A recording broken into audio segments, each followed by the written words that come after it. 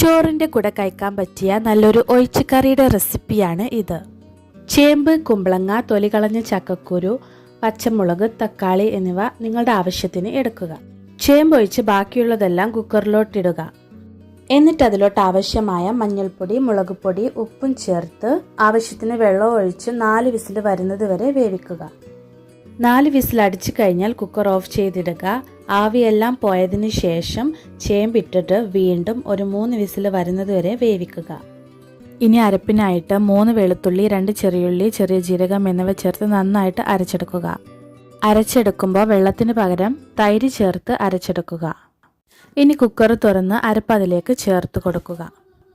നന്നായിട്ട് ഇളക്കിയതിന് ശേഷം തിള വന്ന് തുടങ്ങുമ്പോൾ തന്നെ തീ ഓഫ് ചെയ്യുക, ഇല്ലെങ്കിൽ തേങ്ങ പിരിഞ്ഞു പോകും. ഇനി കടുകും കറിവേപ്പിലയും താളിച്ചൊഴിക്കുക. ഇപ്പോഴിതാ സൂപ്പർ ടേസ്റ്റി ആയിട്ടുള്ള ചേമ്പ് കുമ്പളങ്ങ കറി തയ്യാറായിട്ടുണ്ട്.